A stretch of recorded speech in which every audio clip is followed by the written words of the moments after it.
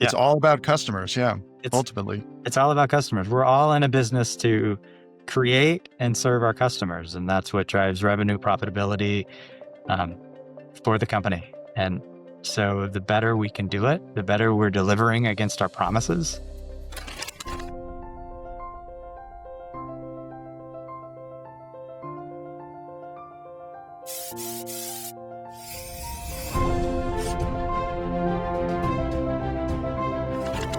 Hi, I'm Matt Egol, host of the CX and Culture Connection, the podcast for leaders looking to drive impact by focusing on their customer experience and culture together. I'm really excited to be here today with Brandon McGovern, who's the leader of customer experience across HP. Welcome, Brandon. Thank you. I'm really excited to be here and chatting with you. Absolutely. I've always enjoyed our conversations and know you're going to spark a lot of great ideas for the audience. We've known each other a number of years, and your role has definitely evolved at HP from a focus on post purchase service to the end to end customer experience. What are some of the key lessons learned on your journey on how to drive impact in a CX leadership role? Yeah, it's a great question, and it's interesting because when you're driving and focused on the service journey, you're really working to optimize a transaction and a touch point within the broader customer's journey. And zooming out, you have to both balance thinking about how do you optimize all of the transactions, but also how do you leverage those to build a relationship that sustains with those customers. And it's quite a different way of thinking and a different way of engaging back with the business. I'll share with you three things that have really pivoted in the way that we've really focused on driving business value. First, it's we've made a really big pivot around speaking like a business as opposed to speaking with just CX terms. Of course, we're still measuring things like CSAT, NPS, all the fun uh, KPIs that you can think of around CX, but we always start our conversation with what business value do we want to get out? And we align with the leadership around key objectives that they're trying to meet. Is it driving up revenue? Is it driving out cost? Is it managing risk? Those are the terms that they're looking at. And then how do we use our CX principles and culture to help drive toward those outcomes? So really speaking the language of the business is the first one. The second thing we've learned, and this has been a painful learning over the, let's say years, is, is CX is really a leader-led um, element and of the broader organization. Without the leader really upfront and leading the charge and helping to drive all of the great work and insights and principles and learnings that we have, it really starts to fall flat when it comes to how do we prioritize the key initiatives. So making sure you have that alignment up front, not just on the objectives, but really on the core principles and how you want to drive it from a culture standpoint from the top is critical. And then the third area I'd say is, and this one's a bit more tactical, but really important, is we've had to really be clear on what is a root cause and what is a symptom.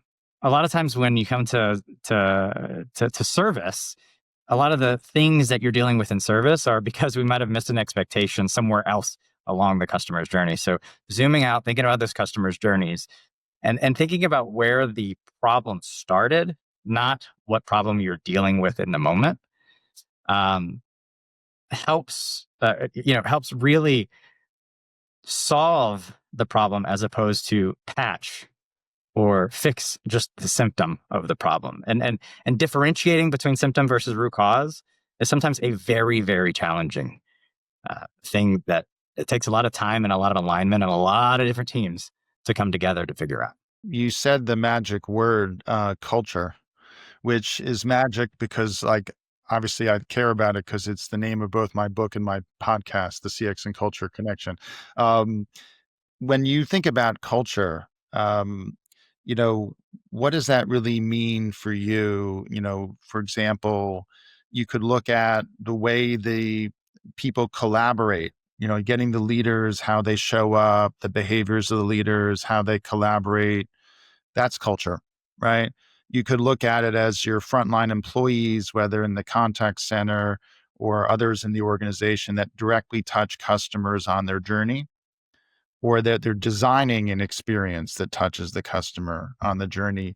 And then the behaviors of the people impact the quality of the experience. So what does culture mean to you? And as a CX, change agent, if you will, how do you think about culture in your own work? Good question. I mean, I think in general, I think of culture as the norms and the behaviors and the values in which an organization is driving, is leveraging to drive toward whatever outcomes they're driving. And and when it comes to CX, how you think about each one of those, what are the norms? What are the practices? What are the values of how, and how do you prioritize those values within an organization? Some organizations are much more focused on driving for profit versus for customer, and recognize, and it- it- it's not that those have to be in conflict of each other, but you have to recognize where the center point of the culture is so that you can lean into the conversations in order to drive the outcomes that need to get driven, and where that organization is focused primarily. I think of the role that I play as a CX leader within HP. I think of it two different ways. One is I'm translating insights, and two is I'm kind of catalyzing uh, action, right? And in order to do both of those, it comes down to building the right relationships and instilling a certain set of behaviors through whatever business processes we have. I spend a lot of time integrating with business management systems across the company, understanding how the businesses tick and talk, and how they manage their own business so that we can interject various signals, be it metrics or other things, in order to enter whatever culture, enter that world of what's driving the part of the business culture there. I mentioned relationships. I think having those relationships with various folks across the organization really helps to um, have champions where they will those stakeholders and those champions help champion the actions that need to get taken, whereas I might be disconnected, be it if I'm in a siloed function elsewhere. I may not understand some of the nuances of how to drive it within a culture, even within the same company, but within a specific business. You're speaking their language, the outcomes. It's not just the experience data and the operational data, it's the business outcomes that you care about, right? And you're trying to use the vocabulary of the other leaders, and you're also trying to meet them where they are. They have initiatives, they have priorities, you're learning about them. You're sharing insights. It's a gift. You're sharing insights with them to help them on their journey, right? To help their other leaders on their own journey to drive impact. And then you're thinking about how to drive people, process, and tech to support them in realizing their objectives. Absolutely, all of those things. The other thing I will add is one of the things that has shifted in the way I think about driving change is, I guess in the past, I used to think if you bring the data, they will come, they will act. Data speaks for itself. And what I've learned is that's not always the case. You do need to be data driven, but also, but data tends to trigger your cognitive response, or your mental. It stimulates the mind. People start thinking about what the problem is, but it's really stories that start engaging the heart, and bringing together the mind and the heart is actually where you start getting people to move faster. And and that's a big shift that I've made, is really just focusing on data as storytelling to broader sets of storytelling, and injecting data to help prove points back to driving business value. It is a key way of really helping to influence the culture, and helping business leaders or business, or even folks within the organization kind of connect that mind and heart on why we need to do what what needs to be done in order to give a better experience to our customers and drive that business value. Yeah, if I could share something with the audience and with you too, I may have shared this with you in the past, but like at Booz and PwC with this framework called Org DNA. And actually, more than 100,000 companies have taken the diagnostic on Org DNA over the years because it was published in HBR and Strategy and Business. And I, as a partner, took it to lots of clients and did workshops. And it basically has formal and informal as a double helix. And I've built on that in my own experience since launching JourneySpark. But the idea is, but it stuck with me and had a lot of impact on me. This framework. Um, the formal is rational compliance. The informal is emotional connection. And the formal are things like the organization structure, the metrics, the performance management, the decision rights. These are things that are formal levers to drive change in an organization.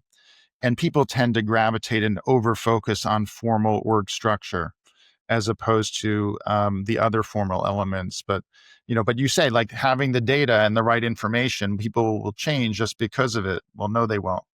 If you most change actually is driven informally in many organizations by storytelling, by relationship networks, by mindsets, by norms, by commitments people make, which ultimately both formal and informal drive behavior and like how things get done. But like if you ignore, like in a startup company, it tends to be more informal. And then they get bigger and the formal takes over and people start forgetting the informal. And it's actually informal that's most critical often to drive change. Absolutely. I'll give you a couple of examples of ways that we've done just that, just because I think it's very relevant. We do have all the formal. We have all the metrics. We're a very large organization, a large company, very operationally focused because we have to be in order to drive the scale of business we have. But in order to inject that informal piece, a couple of quick examples that were relatively straightforward for us to do. First, within our surveys, we offer the opportunity for customers to share videos of themselves telling their stories. Um, as we're doing storytelling, even with data, we will inject these videos. So you get to hear literally the voice of the customer as you're looking at the broader VOC and looking at the insights around it. And it really helps connect that informal way of thinking. And actually, people tend to gravitate toward the issues that they see the videos more so than whatever they would look at in the data. And it's also more important for us to make sure those two things are connected. The most important issues are the ones we're highlighting. So we don't drive distractions within the organization, which has happened. I think that's a great way to do it at scale because we're already getting these types of videos in and we get to leverage them in our storytelling. Are you talking about like beyond ratings and reviews or bizarre voice reviews or other content that is stuff that you're provoking customers to share? Like this is additional video content beyond the typical ratings and reviews or social influencer content? Yeah, well, to be really specific, within our survey, if you get an emailed survey or a survey within an app, you actually have an option of turning on your video and leaving feedback versus typing it. And and those we share them internally. We don't share those externally, but we can share them to help illustrate problems because oftentimes what you find are people say way more than they'll write. So you get a lot deeper, richer insight, and you also get emotion and personalization, of course, when you have someone in front of a camera speaking about an issue that they have. It's really interesting that you talk about the difference between like a formal survey and more conversation and the authentic insights. There's a lot of applications of this. I'm gonna give you one very personal for a minute, and then I'll bring it back to more CX. When I wrote the CX and culture connection, I worked with the book coach. Okay, this is my first book. I got it did well, um, and but what he told me, he's coached more than 10 best-selling books, and I was glad to kind of add to that list. But like basically, his advice was, um, think of like yourself giving a TED talk. Don't think of yourself writing a book. And then think of like the spine of the book. I ended up using the acronym culture, CULTURE, right?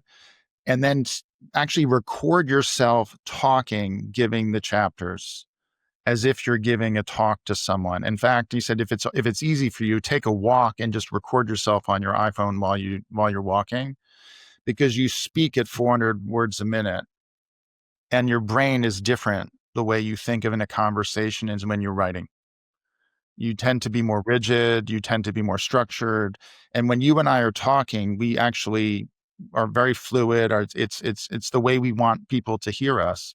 And it worked really well. Like, I just having a conversation with an imaginary audience, like, I recorded a chapter and like just taking a 30-minute walk, and then went back and looked at it and like edited it. And I ended up writing my book in less than 3 months that way. Wow. That's impressive. Yeah, so it's conversational. And the same thing's true in CX. If you get a lot of insights from mining conversations, and that could, for a survey, that could mean you find ways to make the survey conversational through open-ended questions and video. It could mean that you send someone a message like during the journey, and then you can optimize like 3 or 4 messages that occur during the journey versus a survey at the end. That's more popular in like hotels and retail and things like that, where you can, do next best message. Think Hilton or Sam's Club, right? Um, but you can do that in the journey if you have permission to converse with the customer. And then you can also take your survey itself and like have questions that are natural follow-ups that become more conversational.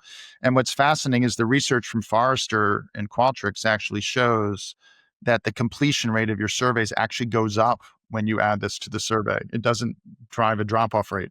We've actually been playing with some of this in terms of conversational surveys, and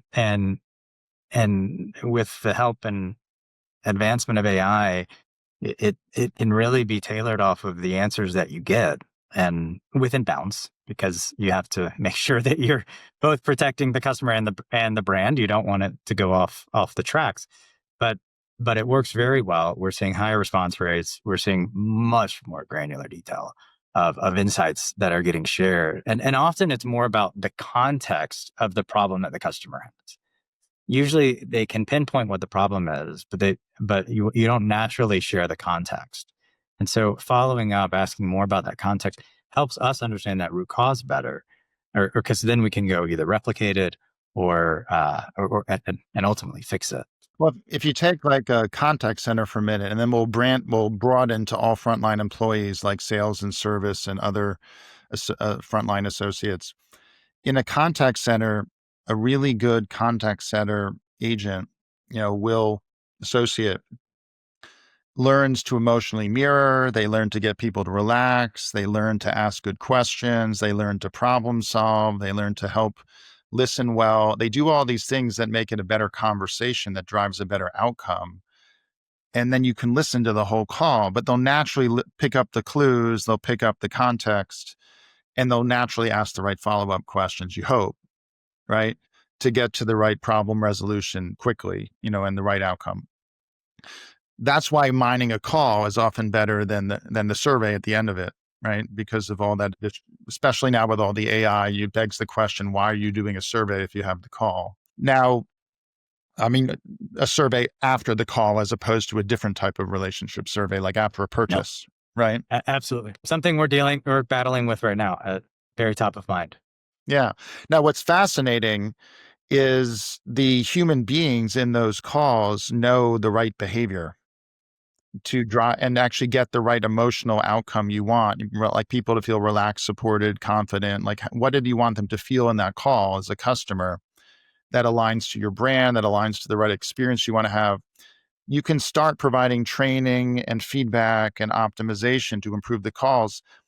The missed opportunity is not enough companies are doing that with the rest of their frontline employees, with sales and customer success or frontline employees, to deliver on your brand promise, because you actually have all these data signals now, particularly when it's there's a video recording of a B2B interaction. There's a lot more video there than there is in B2C. That you actually can create this continuous feedback loop that exists in the contact center is not extended to the rest of the organization yet. I think there's a big opportunity there, and it probably pretty untapped across. It's not a place that I'm seeing a lot of discussion yet. Um, and part of it is we need to overcome some of the privacy concerns around recording in different places, and it's very well established that you're recording calls in contact centers. That at scale, when you start recording every meeting, people tend to get a little concerned, and but I'm seeing some of that norm get it becoming a norm in many types of discovery calls and other customer calls that we're having from our sales frontline even. And we're looking at how we can bring together that along with what surveys we still do have, along with other conversations, along with other telemetry that we get off of the products and the services that we have in order to and use AI to really help us synthesize what it is that we need to get out of it. Is there are a lot of different questions you would ask of all of that data. How do you improve your products? How do you improve your service? How do you, uh, where are you having gaps from a culture standpoint of connecting from your brand promise to a specific transaction? How do you coach? How do you drive quality management? A lot of different elements you could drive once you start synthesizing all that data together. And it's a big opportunity with AI. Yeah, I would broaden the aperture a little bit. I couldn't agree more, Brandon. Like from like the survey and customer listening, which is super important to drive that continuous improvement cycle, right? But there's the survey is not the only arrow in the quiver, or nor is mining the unstructured data signals that we're just talking about is a huge many arrows in the quiver. But like you can still broaden the aperture a little bit more with AI. So, for example, if we look at the research and testing and user testing and data signals about people's digital footprints throughout the experience, there's a lot of operational data, like whether it's in Pendo or SAP or Salesforce. There's all these data signals that can be leveraged. There's your conversational data signals. And now there's another one, which is synthetic research with AI or personas, which is you actually can bring the customer into the room virtually, so that in the past you had to go do bespoke research to talk to customers, to observe them. It's very expensive to do this research across the board. Like, what's the return on the research, right? Now you actually can you can go from running 10 experiments a year to thousands of experiments a year because they're synthetic. You're actually testing it before. So you talk about product launches, website design, other digital experiences, even product packaging. You can experiment before you actually commit resources to development and launching and marketing and get feedback from the customer. Basically, you're prompting the AI through the eyes of your personas. I think synthetic research is a huge opportunity that we're still trying to figure out exactly where it fits and where it doesn't fit, right? Um, but you're spot on. We can do a lot more rapid testing when it comes to our development cycle that we couldn't do in the past because it was either too costly or just took too long, right? So it's something that we've been looking at. I don't think it fits in every single application because of the nature of it, but probably 70% of them it does. So I think understanding where it fits and where it doesn't is an interesting journey that we're on right now. Now let's bring it back to agentic, a hot topic these days. So um, the we can think about, and I like to think of this not just as like replacing a human in a call center, but as with a chatbot, but like how do you take the customer journey and make it more conversational so that you get that 24/7 experience that's replicating the expertise and relationships of human beings interacting with the customer.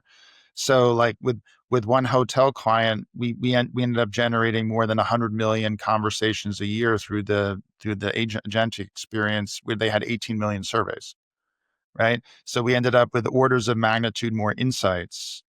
And that 100 million is growing because it wasn't in all properties all the time. So like, like there's an enormous upswing. You get far more insights than you get from just your call center because the call center is problems often. And so this is actually the heart of the experience, like how's your stay going? Or if you're a retailer, what you're basically providing is a shopper solution through the bot. And it's a next best message, AI experience, but it also creates insights because it's conversational. Right. Um, so when I think about agentic, when I think about AI as a whole, I think about the insights that we can get. Well, the experiences that it can help deliver to the customer are much more contextual, and that's one of the biggest benefits. It's about orchestrating the experience, yes, but it's really about giving that contextual, personal to one, not personal to a segment, experience that we can't deliver at scale today. But when it bring all those insights back in, it helps us understand these customers much better. It helps us obviously drive more of this personalization, and understand these different segments and the different customers and who they are and what we need to deliver differently for them. But then it also helps us act in the moment that matters the most. So it helps us identify where there's points of friction and inject or interact at that moment or before that moment. Hopefully we can predict, um, to help intervene when necessary, not to be burdensome, but to help the customer, as we say, stay on the happy path before they get off that happy path. Um, and I think, we're playing with some different ideas and use cases around each of those. How do we drive more personalization?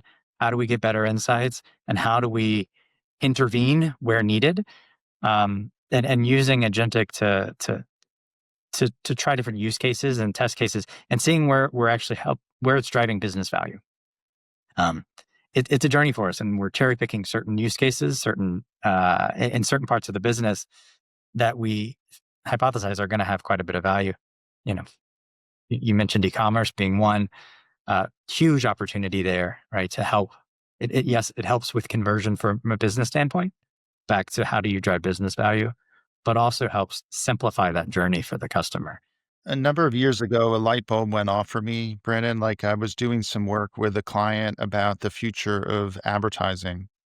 Um, and what we realized is like advertising use certain vocabulary. So forgive me if using technical terms, like advertising inventory is a unit that you can insert into content to share an ad, right? So TV has like 17 to 19 minutes of inventory in an hour, right? And there's lots and lots of inventory digital, which creates a massive increase in the supply of inventory because of all these digital experiences. Supply is far outstripped demand. It's easy to buy around a lot of the big players now because there's so much digital inventory. What's the light bulb for me was that everything is becoming insertable inventory, not just advertising, but all experiences on the customer journey are actually insertable pieces of content. And brands create hundreds of thousands of man hours a year of content, big brands. Actually, with one CPG client, it was literally 300,000 man hours a year they were spending on content between their e-commerce pages, their product launches, their advertising, their social media. So like they're big content publishers actually. Um, and now what AI is doing is it's actually allowing you with context to figure out next best content. Netflix is really good at that. Like what's the recommendation engine with AI? Those are the early use cases. But now with journey orchestration, it's basically next best content. What do you insert? The data signals are getting much better. So we're not just getting insights that allow us to create the content or redesign the journey, but actually create content more cheaply and then insert it. And so this is a huge new area for customer experience that's intersecting advertising now. Like, how do we actually leverage the early learnings of advertising around next best insertion and contextual? There's a whole area called advertising contextual protocol, AdCP, that is going to revolutionize marketing because it's going to allow bots to talk to bots and it's going to extend all the way across customer experience, the whole omnichannel experience, not just the ad at the front, but all the way through down to purchase and e-commerce, where the previous silos between e-commerce and service and advertising, the data will be more fluid in the future because the cost and complexity of managing that coordination is going to go down with bots. It's interesting. It's a fascinating space, and where AI is going to be very impactful, both from the businesses that adopt it, but also from us as consumers, because we're going to be overwhelmed with personalized uh, ads that we may not even recognize as ads. That's a different problem. But I was talking to just the other day a friend who runs marketing in a uh, small startup firm, and she was telling me that in the past year they have gone from producing, barely scraping through, but to produce a couple of pieces of content per week, to now hundreds of pieces of content per week that are distributed much more personalized, and to a large number of different segments. And they've had to bring on different um, companies to help them manage this scale, although a lot of it's being done by AI, just because they don't have the resource and the manpower to really even comprehend the amount and the scale and the number of influencers that they're working with, given the scale that AI is starting to bring them. So I think it does become a challenge, both to think about how your operations start to scale with these new capabilities. I recently wrote a Substack. I have a Substack called Winning Experience that I collaborate on with my friend Randy Rothenberg, who used to be the CMO of Booz when I was running the New York office and the Booz digital team. And then he was the CEO of the Interactive Advertising Bureau. And now we're teaming on the Substack and a set of mastermind groups. But though I'll put up on screen now, I know it's magically appearing as we talk, the latest Substack on creativity versus crap. We had a lot of fun with it, which is all about with creativity with AI in it, and crap is spelled CRAIP, right? Which is slop. There's a ton of slop out there. But how do you scale creative content in a good way? I encourage people to check out the Substack. If you're interested, reach out and we're happy to talk about it. But let's roll a quick 1-minute clip about the mastermind groups, including the one I'm doing with Randy on winning experiences, and then we'll continue the conversation on the other side. Allow me to briefly interrupt the podcast to share an invitation for you to join one of our mastermind groups. These groups are for leaders building out the CX function at their organization.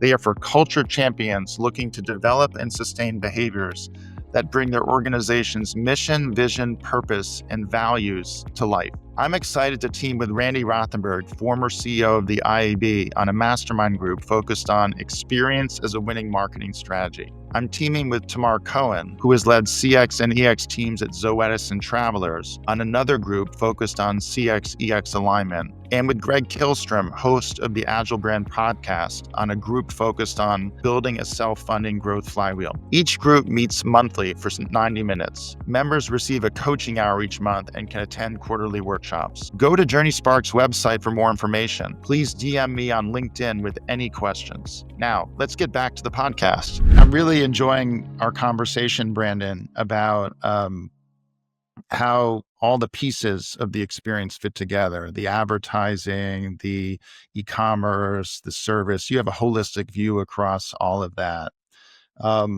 How do you think about how customer, brand, product, and employee experience go together? How do you fit those pieces together? I think they are connected as a system. I think they are it is a system. They are not silos of different practices. And we often, due to organizational structures, tend to silo them out. But the way that I connect it is your brand sets a promise. The products deliver to that promise, hopefully. Your CX helps you identify and close the gaps where there might be a disconnect. And the employee experience helps drive consistency across how you're delivering. And you need each of those pillars as a system to make sure that it all is consistent across every touch point that's getting stood up and every touch point that's getting delivered. So to me, customer, brand, product, employee experience are one are each one of a broader system that has to interact with each other at all points. So in the past at HP, this was more fragmented and, you were in service, right? And now you've got the end-to-end customer experience, which gives you more influence and collaboration over brand and product experience and employee experience too. It does. And frankly, we still have have ownership and accountability siloed across the organization, but we have to work together to make sure that everything we're doing does tie together nicely. Um, is it perfect? No, I don't know that we'll ever get to perfection, but that is what we strive for. Um, but I work much more closely now with each of the owners of those different pillars. So we're more aligned in what we're trying to do. When you think about your own learning journey, as a leader, what have been some of the most, influences for you in developing your approach to customer experience? It could be, I write book reviews, I interview people, like I share what influences me. What's influenced you? I think talking to customers is the biggest way that I've been influenced. Understanding uh, you know what matters most to them, and being able to really share their voice back into the organization. It gives me context, and it gives me it builds stories, as we talked about earlier, so that I can share bigger stories back with the organization. So, of course, there's a lot of books I've read of thought leaders like yourself, where we're trying to understand different ways of applying different practices. But theory aside, it's really hearing from the customers and and understanding where we're doing great and where we need to help them improve. Yeah, I think customers are a great source of insight, and it's you can't spend enough time learning and listening from customers, right? But Peter Drucker said the purpose of a business is to create a customer. It's all about customers, Yes. right? What's that? It's Yeah. all about customers. Yeah, It's ultimately. it's all about customers. We're all in a business to create and serve our customers, and that's what drives revenue, profitability, um, for the company. And so the better we can do it, the better we're delivering against our promises, the happier customers are and the longer that they stay with us. I recently had on the podcast a friend, James Killian, who's a professor at Michigan State and has a podcast called The Customer Driven Leader. He has this really cool framework that um, folks can, by the way, do a free diagnostic if they want for with James. But it basically allows you to see, are you customer avoidant, customer tolerant, customer centric, or customer driven? And there's a set of leadership behaviors in the culture, the DNA of the organization for an organization that's customer driven versus customer avoidant or tolerant. But basically, some companies like are very product driven. They're very internally focused. They're more avoidant or tolerant. It doesn't necessarily mean they're bad at delivering value to customers, but they're doing it without really spending the time to listen and talk to them the way you talked about. So there's going to be a lot of risk of missed opportunities, and it might not build relationships the way you'd want, right? Customer centric is important, but he makes this distinction, which I think is really powerful, that customer centric leaders might actually over rotate on customizing, and they might actually be very reactive to the things they're hearing from the customers. And a customer driven leader is anticipating the needs of the customers. In a way, Apple was customer driven versus customer centric, because they were obsessed with customers, but they were actually challenging customers and creating new value for customers because they're forecasting what the customers need, not just responding to what the demands are. What do you think of the framework? And not to put you on the spot, but like, what aspects of it resonate with you, or do you see it differently? No, I first of all, I am not I'm not familiar with the framework, so it's interesting to hear about. I think it very much resonates with me, and it's interesting to think about the pros and cons of each of the scenarios. We tend to aspire to all be the most customer focused, but there might be drawbacks to that from a business standpoint. And so, thinking about where you want to land on that continuum, where are you today as a company and where you want to land on that continuum, um, is actually a really interesting exercise to go through. I might have to take an action to go look at that. Yeah, well, I'll send you the, we'll put the QR code up on the screen so the audience can see it. We've used that in a past episode, and I'll send it to you, and happy to introduce you to James. We're teaming on this topic of leadership experience, and like, how do you create stronger leadership experiences that amplify CX and EX, and how do you then engage that leadership experience to get to be more customer driven? Lou Carbone, who you know, he's been on the podcast as well a couple times. He and I are good friends, and he's been a mentor to me. He likes to talk from his early days with Stephen Heckel about building a sense and respond organization, which really anticipated what James means by customer driven. How do you create an organization that's dynamic, that sense and respond, that gets the insights, and it's responding and anticipating what the customer needs, more agile versus just it's clue conscious, it's agile, it's anticipating. Their thinking is very aligned, perhaps in part because they're both at Michigan. Maybe they've influenced each other. But I know we could spend a lot more time, Brandon, and I really enjoyed our chat. It's always great to talk with you and Of course. collaborate. You sparked a lot of great ideas for me. If folks wanted to get in touch with you, is LinkedIn the best way? LinkedIn, yeah. I think that's the best. Awesome. Well, thanks again for coming on the podcast. I really enjoyed it. Thank you for having me. It's been really fun.